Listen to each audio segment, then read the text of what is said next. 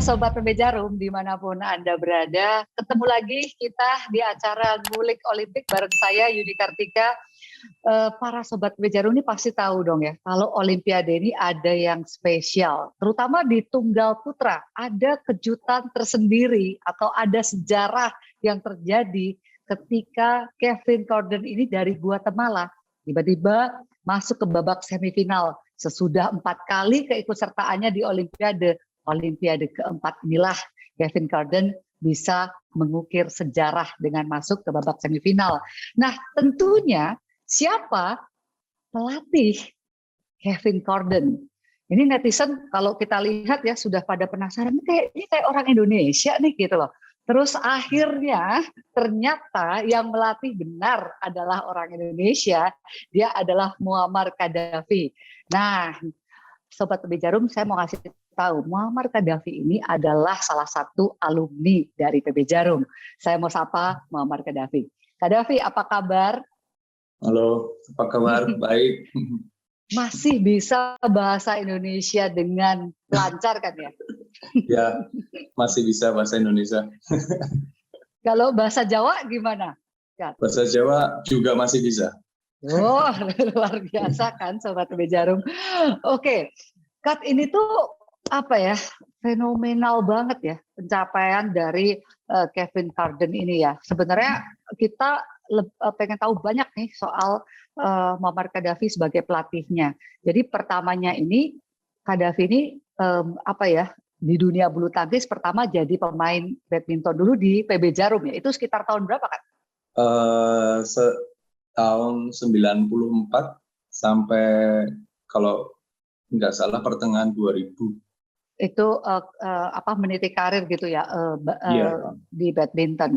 Nah itu barengannya siapa aja dalam kurun waktu itu kan?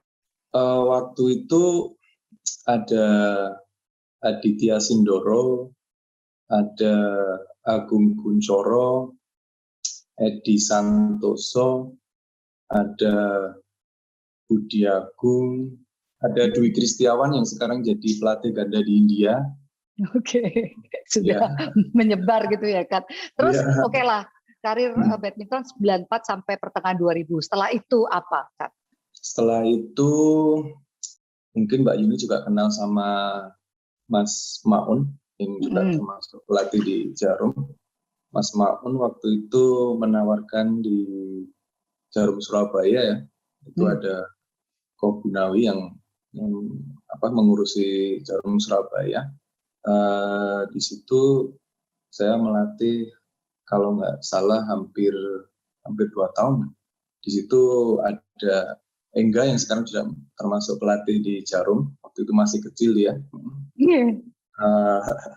Terus ada info kalau mau disentralisasikan. Jadi ditawarkan kepada para pelatihnya. Waktu itu ada Om Yunsa yang biasa dipanggil Om Yunsa, sama Pak Edi dan Pak Bambang ya, karena mereka mungkin sudah usia lebih dekat dengan keluarga ya. Dan karena saya masih muda sendiri, saya okelah ikut ke Kudus gitu. Dan di situ saya ditempatkan menjadi asistennya si Ellen Angelina. Ya. Terus setelah itu berapa lama di Kudus? Setelah itu sampai 2005. Waktu itu teman saya Roy Purnomo sama Agustinus Sartono mendapatkan tawaran untuk menjadi sparring di tim nasional Peru.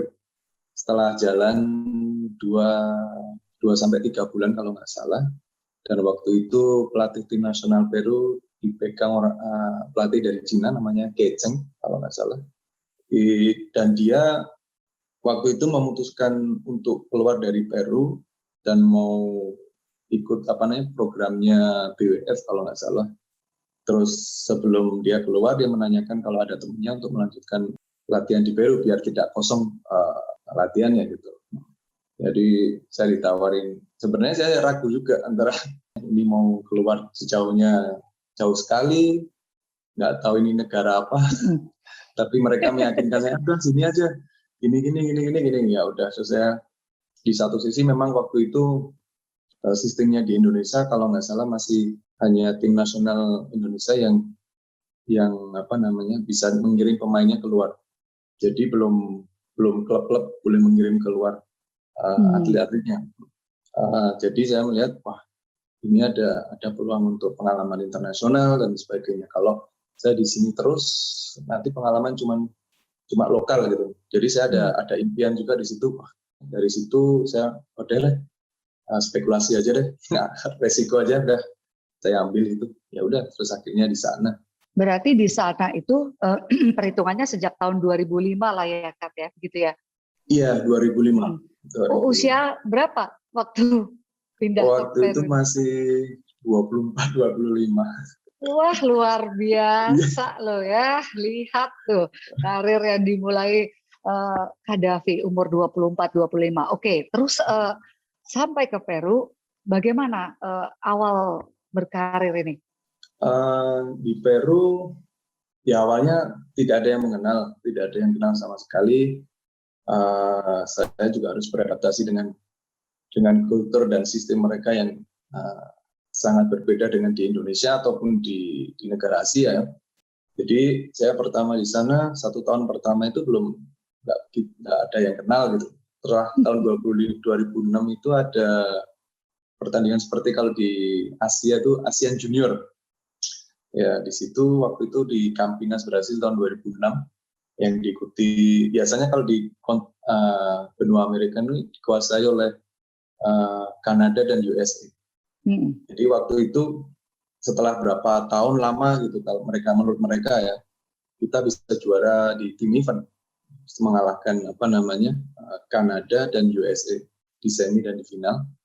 Terus under 19-nya kita juga juara tunggal putranya, sama under 17-nya juga juara tunggal putranya, yang lainnya ada nomor 2 double-nya. Jadi dari hasil itu orang mulai mengenal, loh Peru tiba-tiba dari tahun lama bisa ngalahkan USA, ngalahin ini,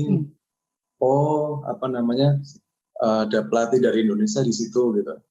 Nah dari situ mulai banyak yang mengenal, terus dari Federasi Panam kalau di sini Federasi Bulu Tangkis Asia ya. Ya. Saya diminta untuk training camp terus coaching clinic, tapi training camp ya untuk atlet. Biasanya mereka ada seperti itu setelah P6 junior kurang lebih 1 minggu sampai 10 hari. Jadi saya diminta untuk memberikan coaching itu setelah 10 harian beberapa atlet dari berbagai negara. Ya dari situlah mulai orang mengenal saya, terus banyak yang menawarkan untuk melatih di negara mereka. Oke. Nah, Kat, aku tadi tertarik dengan perkataan Qaddafi tentang berbeda culture dan berbeda cara melatih antara Indonesia, maksudnya Asia ya, dan daerah benua Amerika situ, maksudnya di PNM begitu ya. Apa perbedaan terbesarnya terlepas dari mereka belum mengenal bulu tangkis secara baik begitu ya? Banyak sekali perbedaannya. Yang pertama, badminton itu bukan olahraga yang populer. Jadi bukan olahraga yang bisa menjamin masa depan mereka. Jadi kebanyakan atlet ini masih untuk olahraga waktu luang, bukan olahraga yang dijadikan profesi. Olahraga yang untuk menghabiskan waktu saja, olahraga untuk hobi, gitu aja. Jadi bukan olahraga yang benar-benar serius gitu, profesional ya. Ya, pendidikan masih yang utama buat mereka. Akhirnya kadang mereka latihan hanya 2-3 kali dalam seminggu karena adanya ujian ataupun besok ada ulangan, nggak latihan karena memang sekolah yang utama masih gitu. Itu yang selanjutnya karena pendidikan itu ada yang kuliah, bahkan ada yang kerja juga. Mau nggak mau kadang kita bahkan sampai tidak ada hari libur untuk kita pelatih karena saya dan teman-teman Indonesia ini kadang harus mengganti waktu mereka yang tidak bisa latihan di hari libur kita. Contohnya mungkin hari Jumat mereka nggak bisa latihan karena alasan ada jam kerjanya segini, ganti hari Sabtu. Nanti Sabtu nggak bisa latihan, mungkin hari Minggu. Jadi posisinya menyesuaikan pelatihnya begitu ya? Kita yang beradaptasi dengan jam Iya. jam Latihannya anak-anak. kuliah, sekolah dan kerja mereka. Mm-mm. Terus selanjutnya satu pemain ini bermain 3 event, artinya satu pemain bermain ganda, tunggal, dan mix. Itu yang membuat saya pertama kaget tuh, seperti ini. Ternyata alasannya memang bukannya tidak yakin dengan kualitas mereka sendiri. Dan mereka kalau pertandingan harus mengeluarkan banyak biaya, jadi nggak mau biaya itu hanya sia-sia dengan satu permainan saja. Jadi kalau saya kalah di ganda, saya masih punya tunggal. Saya tunggal kalah, saya masih punya mix. Paling tidak seperti itu. Jadi nggak mau buang biaya banyak untuk keluar negeri pertandingan. Hanya saat babak pertama kalah udah, Pak. Jadi seperti itu ya. Jadi banyak perbedaannya. Terus kalau di sana ditanya, kerja apa? Jadi pelatih apa? Badminton tuh yang mana? Jadi masih belum ada yang. Iya. Terus susahnya mencari fasilitas untuk latihan, artinya bukan fasilitas, peralatan. Jadi seperti raket, senar, itu susah sekali. Jadi kadang kita harus kontak orang USA, nanti ketemu di pertandingan atau mereka kirimkan ke sana, dan harganya lumayan mahal. Jadi yang gitu. Sepatu pun juga seperti itu. Jadi itu beberapa kultur yang membedakan antara badminton di sana sama di Asia. Iya, karena memang badminton ini bukan olahraga populer di sana, begitu ya kan. Makanya mulainya juga berat dan sulit. Itu berarti pada saat itu kan berada dalam satu klub gitu ya, yang membina ini bentuknya klub begitu ya? Saya waktu itu namanya klub Regatas. Itu private club di mana orang-orang, bisa dikatakan orang-orang kaya di Peru itu jadi member di sana. Dan tim nasional sendiri itu di dalam klub, karena mayoritas atlet-atletnya tim nasional itu anak-anaknya member dari klub. Lalu apa sih sebenarnya pada saat itu ialah datang melihat keadaan, Qaddafi punya impian apa sebenarnya pada saat itu untuk Peru ini? Seperti yang saya tadi bilang di awal, pengalaman internasional, dan ternyata memang benar, meskipun tahun 2007 kalau tidak salah, Peru masuk di grup, saya lupa itu grup berapa itu, Sudirman Cup Scotland. Iya, kan memang ada level negara ya. Iya. Jadi 2007 ini mulai masuk begitu ya. Tadinya tidak begitu ya?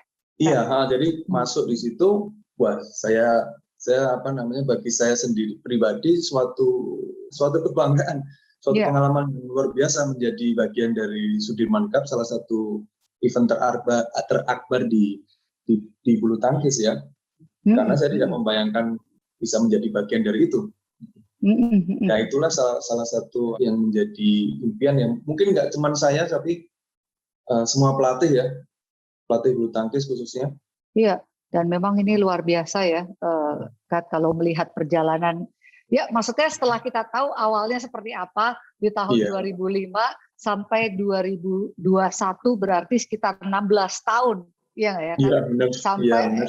Sampai akhirnya muncullah nama Kevin Carden tiba-tiba dari Guatemala berada di babak semifinal Olimpiade. Ini kalau melihat past work-nya ini dari awal kan ya juara di Pan Am, maksudnya akhirnya bisa mengalahkan USA, Kanada yang memang lumayan sebenarnya ya. Setelah itu masuk lagi dalam tahap berikutnya, negaranya ikut serta dalam Sudirman Cup.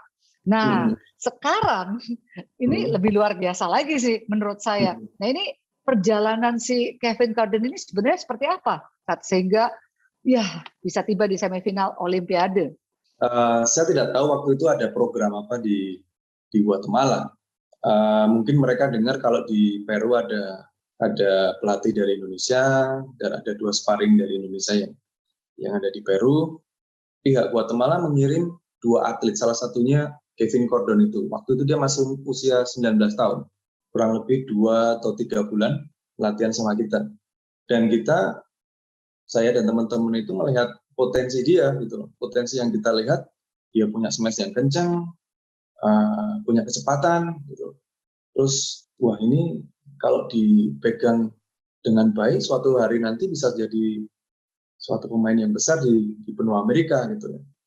Tapi kalau kamu tetap tinggal, kita sering ngomong sama dia gitu. Kalau kamu tetap tinggal di Guatemala mungkin berat karena situasi dan kondisinya gitu. Kebetulan setelah latihan dengan kita itu BWF itu ada program akademi di Saarbrücken, Jerman 2 tahun untuk negara-negara berkembang supaya mereka bisa lolos di Olimpiade 2008. Salah satu yang masuk di invitasi akademi itu Kevin.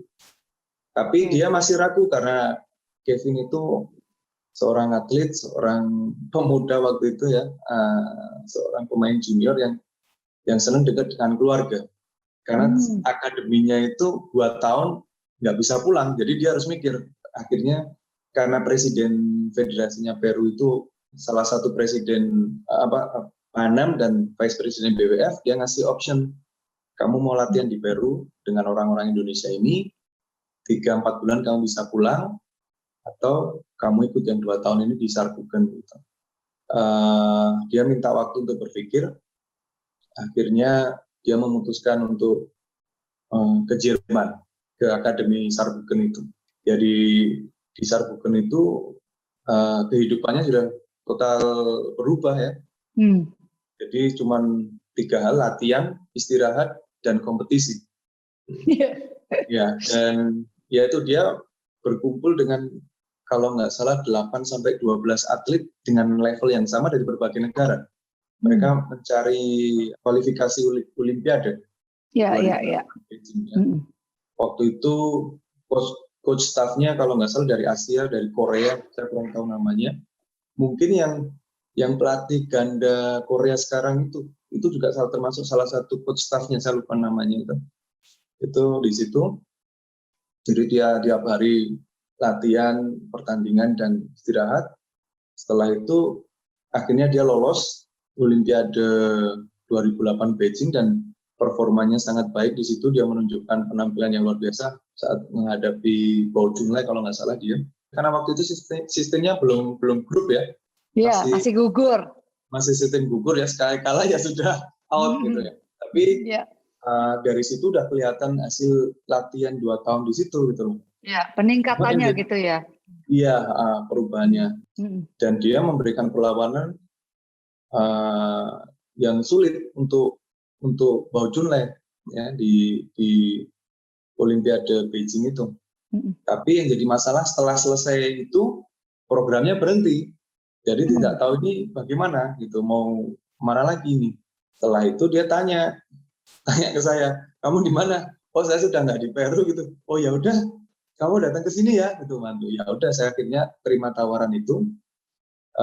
Dan waktu itu saya bawa teman namanya Wisnu Putro yang sekarang melatih di Itali untuk jadi sparringnya dia.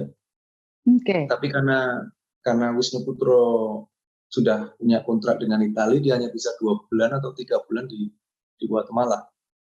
Dia juga dari Jarum juga. Terus di situ ya kita latihan, waktu itu dia masih main tunggal sama ganda ya, tunggal sama ganda. Dia juara di Central American Games, terus mulai juara di turnamen PANAM dan beberapa turnamen International Series. Terus akhir 2010 saya pulang liburan, saat itu saya menikah juga. Terus karena sistem imigrasinya yang rada ribet di Guatemala, akhirnya saya bilang ke mereka kalau waduh saya nggak bisa lanjut, saya nggak mungkin ninggalin istri saya gitu, masa habis menikah saya tinggal gitu, karena susah sekali bisanya gitu ya. Iya. Akhirnya mereka paham dengan situasinya, wah maaf sekali saya nggak bisa lanjut karena nggak mungkin saya tinggal istri saya. Setelah menikah saya tinggal 1 tahun 2 tahun ya. Mungkin saya diceraikan istri saya nanti selanjutnya. Oke, terus gimana tuh Kak ceritanya bisa balik itu? Terus setelah itu ya udah, saya akhirnya tidak lanjut ke Guatemala. Saya kurang tahu siapa yang dapat info itu. 2-3 bulan setelah itu ada yang menghubungi saya dari pihak Peru, ya, menawarkan untuk membantu persiapan mereka 2011 Pan Am Games dan kualifikasi Olimpiade London. Ya. Terus kalau di Peru kan Indonesia tidak perlu visa. Akhirnya saya tanya istri saya, mau nggak ke sini? Ada tawaran 2 tahun ini untuk Pan Am Games 2011 sama Olimpiade 2012. Gitu. Udah oke. Akhirnya kita ke sana. Saya ajak teman saya si Fendi Xiong yang sekarang kembali ke Jarum itu ya. Yeah. Mungkin Yuni udah kenal ya. Itu saya ajak dia dan ada satu pemain yang memang jadi prioritas kita yaitu Claudia Rivero waktu itu. Kita persiapkan. Alhamdulillah dia dapat nomor 3 medali perunggu di Pan Am Games 2011. Terus akhirnya dia lolos kualifikasi Olimpiade juga 2012 di London. Setelah itu kontrak selesai, kita selesai nggak lanjut lagi, terus akhirnya kita semua pulang Indonesia. Oke. Berarti itu tahun berapa balik ke Indonesia itu? Akhir 2012. Oke. Terus balik lagi habis itu gitu kan? Gini, waktu itu saya 2012 dan saya mendengar 2011 itu Kevin membuat kejutan yang belum pernah dilakukan pemain-pemain dari benua Amerika ya. Dia mengalahkan Chen Long di babak pertama di World Champion. Saya kurang tahu World Champion di mana, saya lupa. Nggak tahu di Spain atau di England 2011. Dia mengalahkan Chen Long terus masuk 8 besar. Dia kalah dengan Zhong Wei waktu itu. Suatu pencapaian yang luar biasa, yang mengagetkan dari benua Amerika masuk di 8 besar World Champion gitu. Jadi seperti yang kita perkirakan tadi, ini kalau dipegang dengan baik, suatu hari bisa membuat kejutan, bisa menjadi suatu pemain yang luar biasa untuk benua Amerika. Gitu. Udah setelah 2012 kita pulang, di pertengahan 2013 itu ada pemain Meksiko yang menawarkan untuk membantu persiapan di Central American Games 2014 sama Pan Am Games Toronto 2015 karena waktu itu 2014 Central American Games-nya akan diadakan di Meksiko gitu. Terus saya lihat-lihat lagi, ya oke deh saya ambil gitu. Akhirnya saya terima, saya ke Meksiko gitu. Di situ sistemnya juga berbeda. Mereka punya federasi, katakanlah ada PBSI, tapi tidak punya tim nasional. Pemain itu bermain di daerah masing-masing. Iya, iya. Nah, akhirnya saya meminta ketua federasinya itu, wah nggak bisa kalau seperti ini sistemnya. Kalau dengan saya harus ikut latihan semua jadi satu. Pemain-pemain yang mau kita siapkan nggak boleh setelah pertandingan mereka pulang ke daerah masing-masing kayak tim nasional sepak bola itu. Mereka kembali ke klub, kalau mau ada pertandingan baru jadi satu lagi. Saya nggak bisa kalau gitu. Ini saya harus memantau latihan mereka tiap hari gitu. Akhirnya mau nggak mau ketua federasinya menuruti permintaan saya. Sebenarnya di satu sisi dia juga kesel karena nggak pernah menggunakan sistem itu. Dan yang paling membuat dia sebenarnya kesel, tapi ya di satu sisi juga dia senang karena ada hasilnya gitu loh. Ya, itu harus keluar banyak duit gitu loh. Karena mengumpulkan mereka jadi satu harus memberikan tempat, memberikan makan tiap hari. Itu yang memberikan biaya transport yang sebelumnya tidak pernah dia lakukan gitu loh. Tapi alhamdulillah ada hasil. Dia tetap senang. Jadi setelah Pan Am Games Toronto itu sebenarnya waktu itu saya harus membantu satu pemain yang namanya Lino yang juga saat ini juga lolos juga, yang masuk di grupnya Kevin juga untuk kualifikasi Olimpiade ini ya, Rio ya. Tapi saya bilang, waduh maaf saya nggak bisa. Sebenarnya saya pengen sekali karena memang Olimpiade ini salah satu yang menjadi impian saya. Sebenarnya bukan saya saja ya, impian semua pelatih ya menjadi bagian dari Olimpiade itu. Karena alasan tertentu, karena waktu itu istri juga hamil, ingin saya mendampinginya saat melahirkan. Terus saya katakan, waduh saya nggak bisa, saya harus pulang gitu. harus ya udah coba cari pelatih lain lagi untuk mempersiapkan kamu karena waktunya sudah mepet kan gitu. Ya udah saya maaf sekali, akhirnya saya pulang waktu itu, pulang Indonesia, mana istri, ya udah. Setelah lewat itu, nah Kevin ini mungkin Olimpiade yang 2016 ini tidak memuaskan buat dia. Ya. Dari segi kondisi fisiknya, dia waktu itu juga merasa kegemukan, melebihi overweight, terus penampilannya tidak bisa maksimal, dia juga di grup cedera lutut atau apa itu, akhirnya dia mengundurkan diri dari pertandingan ya, nggak lolos grupnya. Jadi seperti terus ada pertanyaan antara mau lanjut lagi satu siklus lagi atau mau retire gitu. Setelah berbicara sana sini, akhirnya dia memutuskan untuk lanjut. Salah satu yang dibutuhkan untuk lanjut adalah coach dulu gitu. Yang terbersit di pikirannya itu nama saya gitu loh. Langsung dia hubungi saya waktu itu. Kamu di mana? Oh, saya di Indonesia gitu. Waduh, ini kamu bisa nggak bantu saya satu siklus lagi sebelum saya retire gitu. Central American Games 2018, Pan Am Games 2019, dan lolos Olimpiade 2020. Tanpa waktu itu memang ada beberapa tawaran dari negara lain juga, tapi saya kenal dia, bagaimana dia atlet yang bertanggung jawab, atlet yang bisa dibilang profesional. Artinya di sini dia udah fokus dijalankan apa yang diperintahkan pelatihnya, dan dia menjalankan dengan 100%. Jadi saya tanpa ragu dan tanpa berpikir panjang, oke, saya bantu. Gitu. Akhirnya saya berangkat kembali ke Guatemala. Kapan itu berarti? Tahun berapa? 2017. Jadi 2017 itu ya? Kalau nggak salah Maret 2017. Nah itulah mulai perjalanan ya menuju Olimpiade di Tokyo. Tapi pada saat lolos ke Olimpiade Tokyo. Pada saat melihat drawing di Olimpiade Tokyo ini gimana Kak Davi? Apakah ini maksudnya, waduh poolnya ini ya jelas lah tidak gampang ya, karena memang Kevin kan bukan unggulan. Tapi seberapa yakin sebenarnya di Olimpiade ini Kevin Gordon-nya? Sebenarnya saat kita melihat drawing antara yakin tidak yakin, sepertinya sudah menjadi tradisi ya, bahwa pemain-pemain dari benua Amerika itu maksimal di grup atau paling jauh 16 besar. Gitu ya. Jadi sampai paling akhirnya, bagus gitu ya? Iya, paling bagus lah.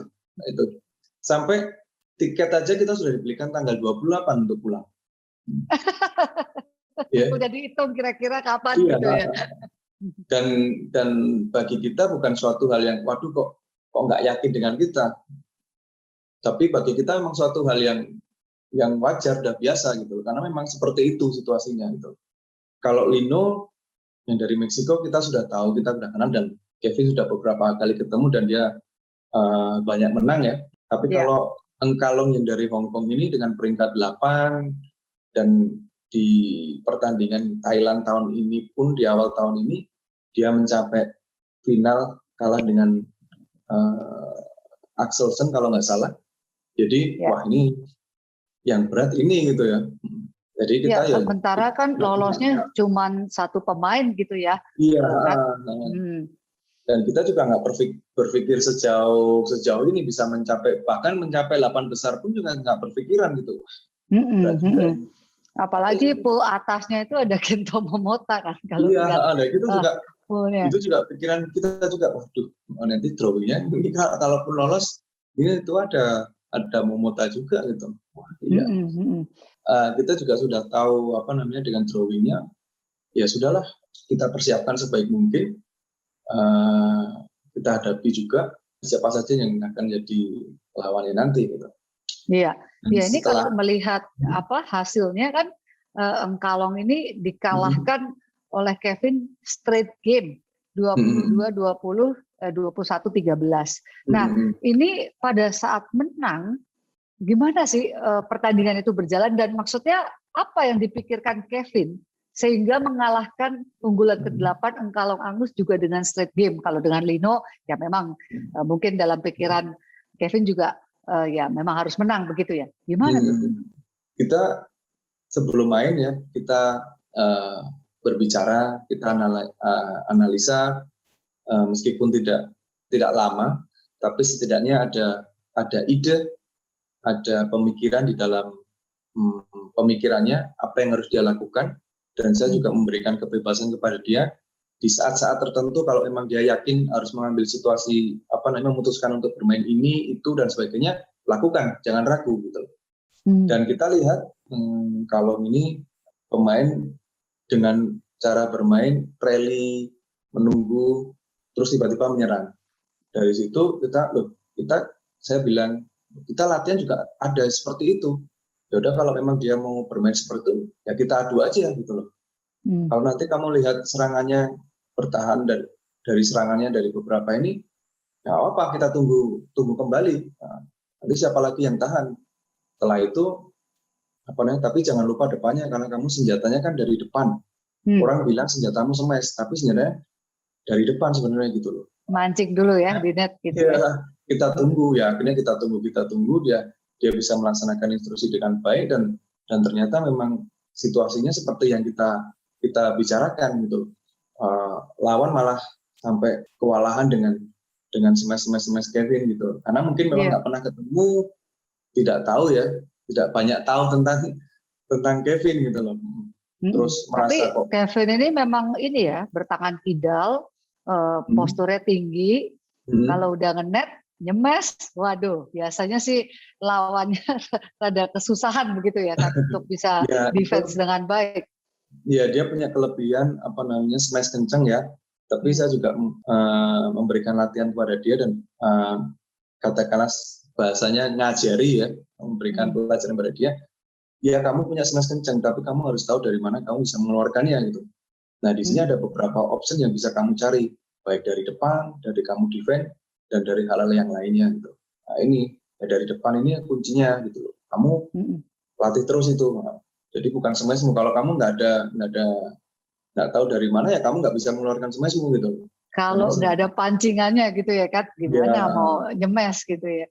Oke. Pada saat ini Kat masuk ke 16 besar kan, itu belum heboh ya kan. Terus dia mulai ngalahin Mark Algo itu dari Belanda, rubber game ketiga 21-19 mulai heboh.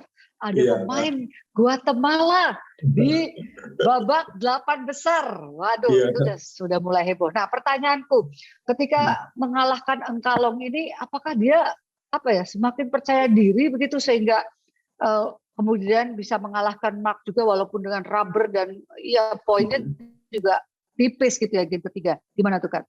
Saat bertemu Engkalong dari Hong Kong itu kita melihat loh dari awal kok kita di atas terus, kita mengontrol permainan.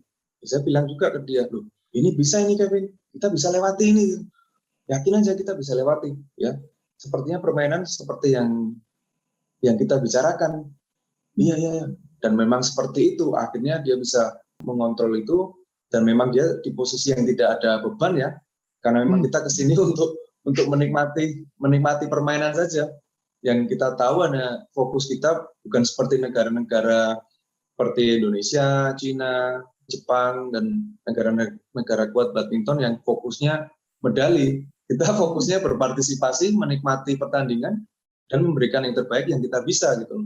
Nah, malah justru sebaliknya saat melawan Mark Aljo dari Belanda ini, malah justru dia ada sedikit ketegangan karena merasa sama-sama di satu level dan sama-sama ada keinginan untuk menang gitu loh. Karena yang terakhir kita main di 2017 dia kalah 2-1. Kevin kalah 2-1 sama Mark Aljo ini di pertandingan US. Artinya rubber begitu ya. Tapi ini melihat angkanya juga game kedua ini menangnya juga maksudnya dia bisa menang 21-3 ya 3-21 lah gitu kan ya. Angkanya ini cukup jauh juga ya untuk kemudian 21-19 lagi gitu loh. Iya, oke. Ketika menang di 8 besar, ini sudah, waduh, sudah euforianya sudah mulai naik, netizen sudah mulai bertanya-tanya. Demikian juga tentunya penggemar bulu tangkis di Indonesia. Kevin Gordon ini tiba-tiba ada di 8 besar, belum selesai sampai di situ ketemu Kwang Hee-hyo ya dari Korea yang mengalahkan Kento Momota. Nah, ini sebenarnya Iya. pertemuan yang paling krusial menurut saya. Maksudnya di situ di titik itu banyak yang berpikir pasti nih Kwang Hee-hyo yang bisa memenangkan pertandingan karena dia baru aja ngalahin Kento Momota gitu ya. Tapi pertandingannya itu berjalan berbeda. Saya menyaksikan sendiri, sepertinya justru Korea ini yang lebih beban begitu ya kalau melihat permainan. Sementara Kevin bermain nothing tulus, membuat lawannya ini tidak bisa mengeluarkan permainannya. Dia mengontrol permainan lebih banyak begitu. Bagaimana tuh, Kat? Jadi ide kita bermain ya bagaimana untuk membuat dia tidak bisa mengeluarkan banyak smash-nya. Dia akan melakukan smash tapi kalau bisa berkurang gitu loh. Kalau dia tidak bisa mengeluarkan smash-nya itu, apakah dia bisa tetap bermain dengan style yang lain? Apakah dia bisa? Ternyata tidak bisa. Kalau dia tidak mengeluarkan smash, dia tidak bisa. Nah, dia hanya bermain dengan monoton, apalagi dengan tekanan dia harus menang. Ya, harus menang, membuat dia tambah nggak nyaman, permainnya jadi itu saja. Udah ada pattern permainannya yang seperti itu, ya udah kita tangkap, itu mainnya seperti itu, ya udah. Akhirnya Kevin terlihat lebih mendominasi, bahkan di set pertama pun kalau dihitung hanya 2 atau 3 smash yang dikeluarkan Kwang Hee-hyo gitu loh. Memang terlihat banget ya, Kat, bagaimana pandainya atau cerdiknya Kevin ini membatasi serangan ya. Dia membatasi serangan, tapi dia inisiatif menyerangnya tinggi gitu. Maksudnya dia punya banyak pancingan untuk bisa menyerang begitu. Terlihat sekali sih. Nah, ini kemenangan dengan Korea ini tentu saja membuat euforia bulu tangkis di Guatemala, di Peru ini, waduh, semakin luar biasa dong, Kak. Ya, benar sekali. Menurut orang-orang federasi itu, mereka mengatakan kepada saya, wah ini kita dapat banyak ucapan selamat dari berbagai negara, khususnya dari benua Amerika ya. Terus kita juga mendapatkan banyak selamat dari beberapa orang BWF yang hadir menonton, ya, karena apa yang dilakukan, pencapaian yang dilakukan Kevin ini sangat luar biasa dan belum pernah terjadi sebelumnya. Yang dilakukan pemain dari benua Amerika gitu, mencapai 8 besar gitu. Jadi benar-benar sangat menghebohkan, menjadi berita yang luar biasa di sana. Menonton pertandingan ini seperti saya mengingatkan saya di tahun 80-90 ya, waktu Indonesia, di mana kalau ada pertandingan badminton itu semua pada nonton semua. Jadi euforianya Kevin ini tidak hanya di sini saja, tapi di negaranya ini, waduh, banyak sekali yang mendukung, yang menonton gitu. Bahkan perbedaan jam yang harusnya nontonnya mereka di jam 2 pagi, jam 3 pagi pun pada bangun, pada nonton gitu. Iya, betul sekali. 8 besar, semifinal, kemudian sayang sekali harus kalah dengan Victor gitu ya. Tapi kalau harus mengomentari pertandingan dengan Anthony Sinisuka Ginting, seperti apa, Kak? Ya, dari awal kita sudah tahu memang nggak mudah dan akan sulit. Kita tahu level ketiga pemain ini di atas pemain kita. Ya, fokus kita bukan untuk memenangkan pertandingan. Fokus kita untuk pertama bagaimana bisa mengimbangi perlawanan mereka gitu. Karena kita tahu mereka lebih kuat, bisa dibilang standar mainnya ya. Terus saat main sama Ginting ini, kita sudah siapkan apa yang harus dilakukan. Tapi kenyataan di lapangan seperti itu, di mana kesalahan-kesalahan kecil masih terjadi, karena kita tidak semua pemain bisa menjaga konsistensi ya. Satu hari tidak banyak kesalahan, terus hari selanjutnya tiba-tiba banyak kesalahan gitu. Dan di sini permainan Ginting menyusahkan gitu loh. Ada beberapa pukulan yang mungkin Kevin ini tidak pernah dia temui selama berlatih. Meskipun kita sudah antisipasi pun, dia tidak pernah menghadapi situasi seperti itu. Terus Ginting tidak banyak melakukan kesalahan di pertandingan ini. Dan kita coba untuk melakukan yang terbaik pun sampai situ kita bisanya gitu. Apa namanya? Di awal-awal kita juga bisa ngimbangi, setelah itu 4-5 kesalahan kecil udah sangat berat sekali untuk membalikkan situasi atau untuk mengejar itu nggak gampang karena level yang sudah berbeda dan permainan kita juga sudah mulai dibaca dengan baik oleh Ginting. Ya, tentu saja memang ya apapun hasilnya ini sudah sangat-sangat luar biasa bagi Kevin Gordon tentunya dari Guatemala dan juga pelatih ya tentunya Gaddafi. Ya, Kak, ini tadi kalau ngasih instruksi bahasa Spanyol ya, sepertinya sudah lancar begitu kan? Iya, saya ngomong dengan dia dengan bahasa Spanyol ya. Ya, malah bahasa Spanyol saya ini lebih lancar dari bahasa Inggris karena keseringan ngomong dengan bahasa Spanyol ya. Karena waktu dulu datang pertama kali menggunakan bahasa Inggris, tapi berjalannya waktu mau nggak mau memang harus belajar itu karena nanti di luarnya seperti apa namanya, mau membeli makan, mau belanja atau naik taksi dan sebagainya, mau nggak mau harus bahasa Spanyol. Dan yang menguntungkan dari belajar bahasa Spanyol itu banyak negara-negara di benua Amerika yang menggunakan bahasa Spanyol, jadi nggak rugi belajar. Iya, ini luar biasa banget ya Sobat PB Jarum, bagaimana perjalanan Muammar Gaddafi untuk kemudian membawa Kevin Gordon menjadi semifinalis di Olimpiade Tokyo 2020 ini. Waduh, kalau mendengar ceritanya, perjuangannya nggak mudah, ibaratnya memulai dari sesuatu yang boleh dibilang cikal bakal sekali ya sampai akhirnya ke titik yang sekarang. Pertanyaannya, harapannya ke depan atau next-nya, what next begitu untuk Gaddafi? Waduh, pertanyaan yang bagus dan sebenarnya sulit. Tapi ya apa namanya, kalau untuk bertanya selanjutnya, saya sebenarnya ngikuti ini aja ya, ngikuti takdirnya aja. Saya sudah memutuskan untuk selesai dengan Guatemala, artinya saya sudah tidak lanjut lagi. Karena memang dengan Kevin ini sampai ini, dan Kevin pun ada rencana apa namanya setelah Olimpiade ini retire atau nanti sampai World Champion di Spain itu nanti, kalau dia memang masih mau ya setelah itu dia mau retire. Jadi saya melihat juga ya setelah Olimpik ya mungkin ya sudah gitu. Terus untuk kedepannya ya sementara saya mau istirahat dulu, mau sama keluarga, nantinya kurang tahu. Kalau ada yang berminat ya silahkan. Tapi impian saya memang, saya melihat proses pemberian medali ya, pemberian medali itu memotivasi saya. Suatu hari nanti saya bisa berpartisipasi lagi di Olimpiade, dan tidak hanya berpartisipasi, dan saya ingin membawa suatu, tidak tahu siapa atletnya, suatu medali, entah itu medali perunggu, perak, ataupun emas. Waduh, impian yang luar biasa dari Muammar Gaddafi. Memang setiap pelatih harus punya impian, dan inilah yang membuat anak buahnya suatu saat bisa berada di sana. Tentu juga ada impian dari pelatihnya, dan itulah tadi obrolan saya dengan Muammar Gaddafi. Harapan untuk Indonesia seperti apa, Gaddafi? Ya seperti kita tahu bahwa Indonesia adalah negara besar di olahraga ini ya. Bersyukur sekali Indonesia bisa menjaga tradisi. Harapannya tradisi itu terus dijaga.